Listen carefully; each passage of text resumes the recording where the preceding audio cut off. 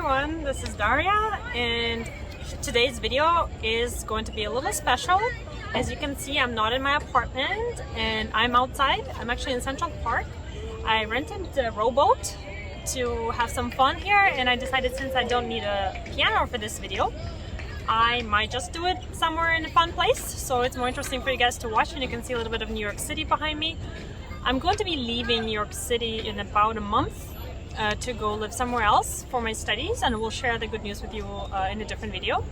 But this video is about practice. The question I'm going to be answering is how to structure a 1-hour practice routine in the most effective way so you don't lose time and you can actually see your progress. So I'm going to give you a few models that you can follow, whichever you think suits you better. But the best thing that I would recommend you do is to alternate between those models and to vary your practice routine. It will actually make it more interesting for you, and you know, when you get into a routine that's too rigid and too repetitive, it not only becomes sometimes boring and convenient, but you get into a comfort zone where you stop being flexible. It's like with exercises. If you do the same ab routine every single day and you never change it, so it's going to be very one-sided development, right, of your muscle. So here's the same thing. So the first thing I would like to say before I go to the models is that there are some variables that go into structure of your practice routine, and those are, first, how many pieces you are currently playing, and second is in which stage of or progress or development stage are those pieces currently. So I named 3 stages of the development of a piece, of your work stage of the piece. First one is when you're just getting familiar with the notes, whether you do it by ear or you're reading the score or you watch some YouTube video where you just do it from other person's hands. Regardless of that, when you are just getting to know the piece, that's stage 1. Stage 2 I would call the detailed work, when you are focusing on particular ideas, the spots that you have a clear vision for, and you strive to achieve that vision through repetition, through different approaches and everything like that. So the detailed work. And the third stage is related to more to interpretation and playing through the whole thing and working on the form and how your interpretation, your message is being delivered, how is it coming through. So on the second stage, of course, you also work with interpretation for all of those little details and everything. It all comes from your vision, from your mind, how you want them to sound. Of course, it all is part of interpretation, but I still consider that stage 2, and stage 3 is mainly how is their interpretation coming through and playing all together. So those are 3 stages. Possible components for a practice routine. I generally would, again, what I'm saying is just an advice based on my own learning, based on what I've developed for myself, what I consider to be effective, what works. And for me, one thing that I always include in my practice is technical work. Not every pianist or any instrumentalist puts that in a separate box. Many people just work through pieces, and that way they include the technical exercise while they're working on their own pieces. I prefer to develop technique to dedicated separate time, and I will tell you my reasons. Most important reason is that when you work on technique only through your repertoire, your pieces you're playing, you quickly get tired of repeating, because usually technical things require a lot of repetition and muscle memory. So we will need to play it over and over and over, and we would get tired of it, and it would become more robotic than musical. And this is what I do not like, when it starts to become automated action rather than every time you're fully invested in it. This is why I consider technical work to be better on the side, on its own. Of course, we also do technical work during our pieces, but I prefer to have a side of that. So, and I think I'm moving a bit, sorry, 1 second. All right, Hopefully I don't tip over. Component number 2 is gonna be your work on your repertoire. And that will be the majority of your practice time. And again, depending on which stage you're at, you will have different techniques of working on it. I'm not going to cover techniques here, just the structure of the practice routine. And I have a video I just made about setting your goals, because it's very important when you practice to be focused on an outcome you want to achieve in each practice session for each particular repetition you are doing in that piece, and overall to have a bigger goal of where you want to what you want to reach with that piece, where you want to be and when, so you can pace yourself accordingly. Depending on how many pieces you're working on, you can allocate more or less time or equal time to each piece. I would generally say if you only can handle 1 hour a day, perhaps 2 pieces is a good amount to work on if they are relatively complicated, just to make sure that you have enough time to invest in each one of them so it comes out nicely, right? So for the third part of your practice, when you're already in stage 3, you play through the whole piece or through a section of the piece you're working and record yourself and then listen back. That's, you can do only for 5 minutes at the end of the session, or if your piece is like 10 minutes, do it for a whole duration of the piece. So the reason this is important is this, trying to use that third person ears to hear your own playing, because when we play ourselves, we are very in it, we're invested, and it's hard for us to develop that skill of becoming a person kind of somewhere else and listening in, right? As I said before, like a helicopter sort of perspective. So that is something you can do by recording yourself, because you can get so much insight. But, oh wow, just today I was recording Mozart and I thought it sounded completely different in my mind, but when I heard myself back, I was surprised how it was so different from what I imagined, right? And then I corrected myself. I took note of what I didn't like and I recorded again, and that was matching so much more to what I expected to hear. So that's could be your part 3 of your practice. And I'm gonna move again. 1 second. So now let's discuss each of the practice routine components separately. First one I'm gonna mention is the technical work. It's important, so I'm gonna dedicate some time to it. The ways to approach technical work, I would maybe separate them into 3 categories. Approach A. You can really focus on the techniques that are used in your repertoire. So if you are playing a piece that uses a lot of scales, you're going to hone on the scales at the moment, right? And if you use arpeggios, then you're going to hone on arpeggios. So it works together and helps you enhance your skill, that particular skill at that particular time. Or this way you will prepare yourself by practicing, let's say, scales for 15 minutes before your practice time. Different scales not related to the piece. So when you have scales in the piece, you don't have to repeat that 10,000 times to get it right, because you're already warmed up, because you already know how it goes and if it's similar structure, right? Makes sense. Again, avoiding this multitude of repetitions that make it annoying for the piece in the future. The exercises that I use myself or recommend using would be, of course, Hanon. That's the 60 Virtuoso exercises. I'm gonna show it here. The second one I recommend is Dohnanyi exercises. It's showing right here. The third one is for a little more advanced or intermediate players that can handle this type of sight reading, because there's a lot of notes. Is Brahms 51 exercises. Those I play daily. These are wonderful and extremely beautiful too. Musical, not just the exercises. And the fourth type I recommend is a Czerny 168 measure etudes.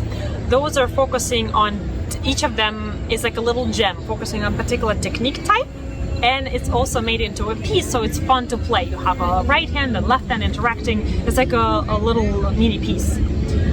Wait, I'm gonna have to move back. So another thing you can practice with technical is simply scales and arpeggio and different combinations of those.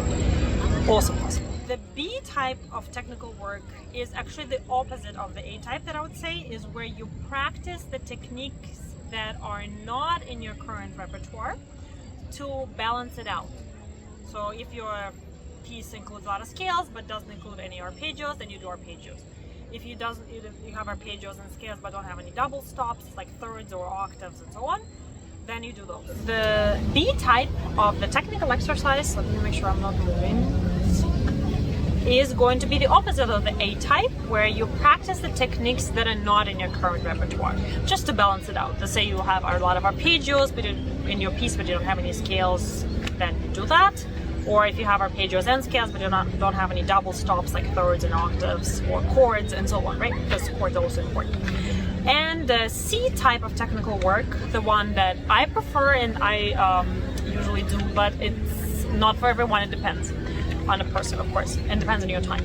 So it's just developing different types of technique equally, meaning you rotate the technique you're working on. So one day you do focus on scales, the next day you focus on arpeggios, then you focus on double stops, then you focus on chords, then you focus on chromatic scales and so on. So if you want to achieve like a well-rounded technical ability, is to make sure your palette of abilities is as rich as it gets, and that allows you to play any type of piece you want.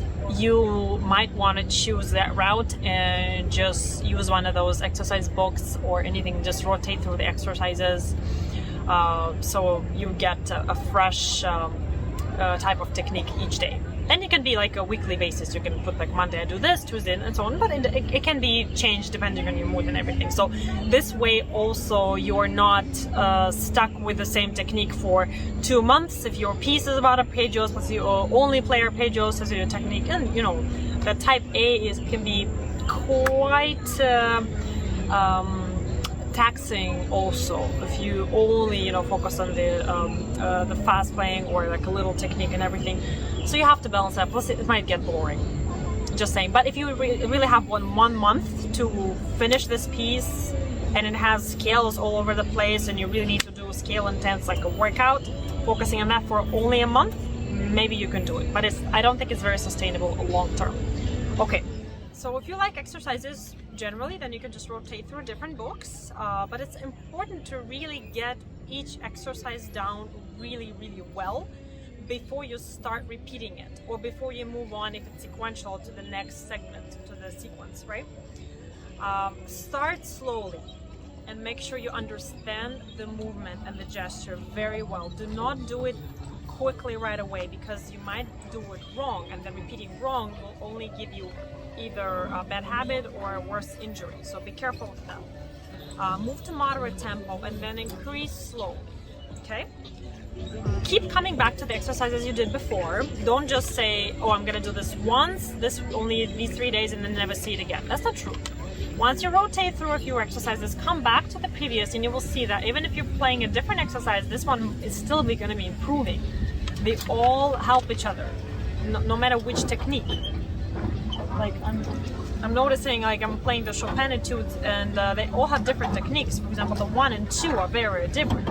But after learning the 2, I'm coming back to 1 now and thinking, oh wow, that's so much better now, just because my finger developed more, Another thing about technical exercises, try to practice at different dynamic levels. Try to do forte, piano, mezzo forte, but extremes are really great. Like as loud as it gets. Well, don't break your instrument, especially if it's a digital instrument, don't bang on it, but All right, and then another thing is practicing different articulations. Practice staccato, practice non-legato, practice legato, and also different rhythms. For example, very common one would be long, short, pam, pa pam, pa pam, pa pam, or stopping every 4, pam, pa pa pa pam, pa pa pa pam, and so on, right? A couple more things about technical exercises. Generally, my advice: include exercises daily, and make sure your exercises are working each of your fingers and best different combinations too. Don't do a day where you only focus on 4 and 5 and you don't really play with 1, 2, and 3, or the other way around. So make sure you're developing your fingers equally as important. And the last thing about practice in general and concerning technical exercises. Let's say you are really tired and instead of 1 hour, you only have, or for some reason you're low on time today and you only have 15 minutes and you're like, man, I really hate this. Why can't I do 1 hour? It doesn't matter. What you need to do in those 15 minutes is actually technical work, meaning make sure your fingers are doing as much as possible that day. So that way you don't lose form for the next day when you really have enough time to practice. So the best way to allocate 15 minutes, if you only have 15 minutes or 10 minutes, is to actually do technique and make sure your fingers are moving, just like in sports, right? You need to warm up. Like a beautiful sunset. I'm not sure if I'm gonna move much. I'm trying. All right, so maybe I will move a little bit, and then we will record the second section, working on your repertoire. All right, to get faster through this and to make sure I don't get fined for returning the boat too late, I'm gonna help myself by reading, but it should be still good. And it's much quieter now. So working on your repertoire.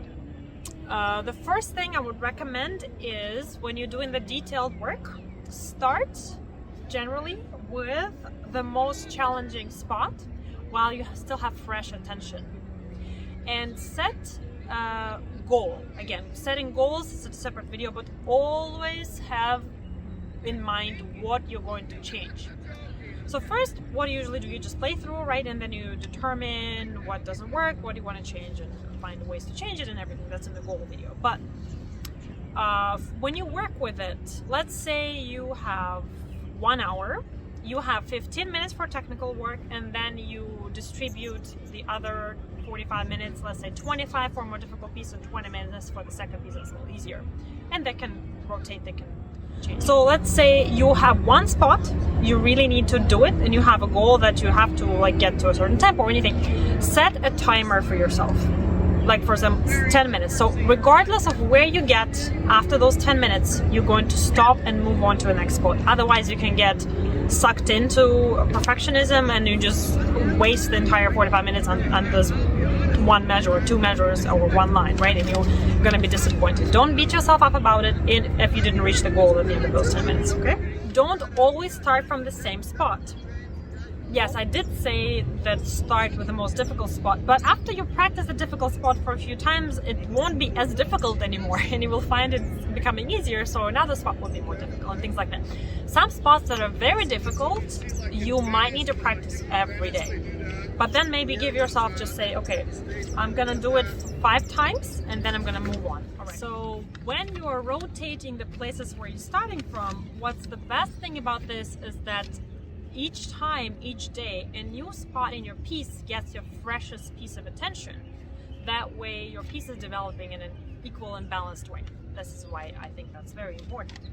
Let's say you have 2 pieces and you're working on them. So depending on which stage they're at, you might want to allocate your time differently to each of the pieces, independently of which one is more difficult, which one is less difficult. So what do I mean by that? Generally, I would not recommend starting 2 pieces in stage 1 at the same time. If it's possible, it would be more effective to dedicate full practice for maybe 2 or 3 sessions to or maybe a whole week, let's say, to the one piece, and perhaps move it to stage 2 as quickly as possible. And when that piece is in stage 2, then take a new piece and that would be your stage 1. Because getting familiar with 2 pieces at the same time might be frustrating, and it takes a lot of focus, a lot of attention. That stage 1 is quite difficult.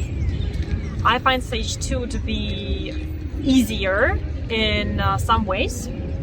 So it's best if you practice the 2 pieces and they are in various stages. Or if one piece is in stage 2 and another one moving to stage 3 and so on. And then when they're both in stage 3, then you can finish them both, and then you can start with one piece first, so it's more difficult, and then add the second one when the first one gets to stage 2. I hope that's understandable.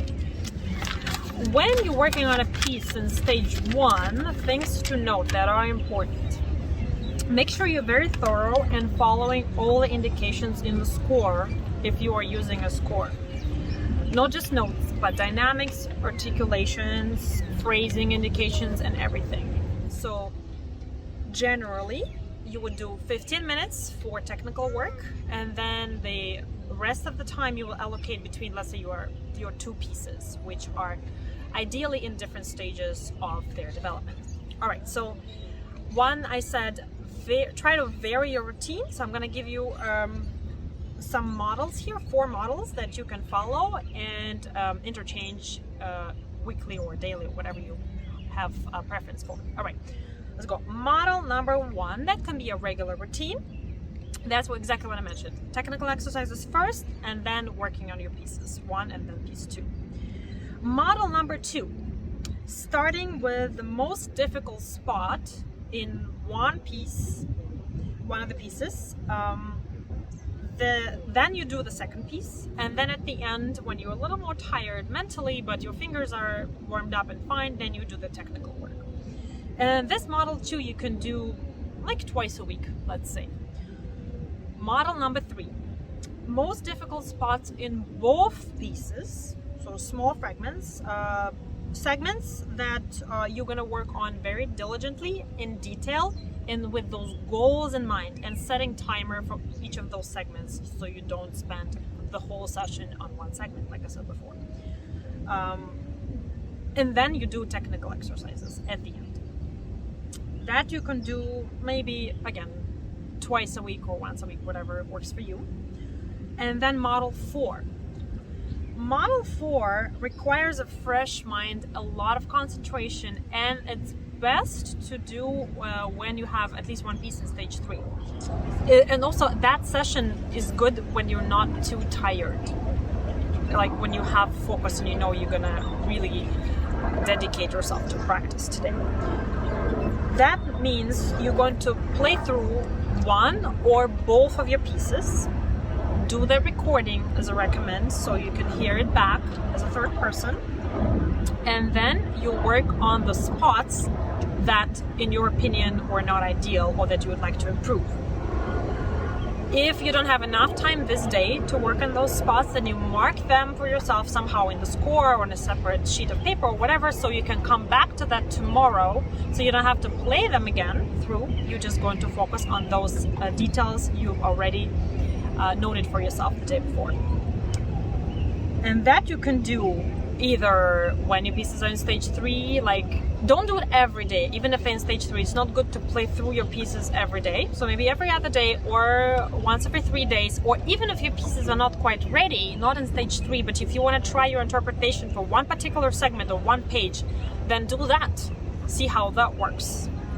And the technical work can be skipped on those days, since those days are not so frequent. It's okay, because it takes a lot of your mental capacity and you really have to be engaged. So if you don't feel like doing the technical exercises, reward yourself for playing through and don't do the technical if you don't like it. But I love technical, so I do it anyway.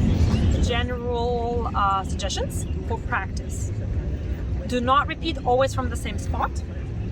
Try to start from different points of the piece to have a good grasp of the form, 1, and to have that ability to pick up from anywhere. If you get lost during the performance in the middle of the piece, you need to be able to pick it up and keep going. So knowing the piece through and through is very, very important, and that starting from different fragments really helps. And a second thing, if you made a mistake in a particular spot, do not go back to the beginning and repeat that again, the whole thing.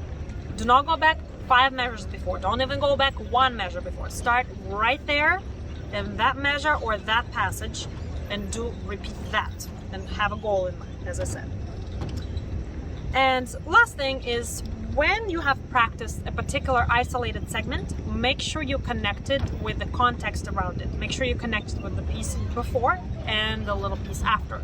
And then keep creating like a snowball, more and more around it, so you know how to connect it when it comes to that. Alright guys, it's getting late. I'm gonna have to go back, and thank you for watching the video as usual. I hope this was helpful, and I hope you enjoyed the change of scenery. I hope you enjoyed New York, and I will see you in the next video. Bye!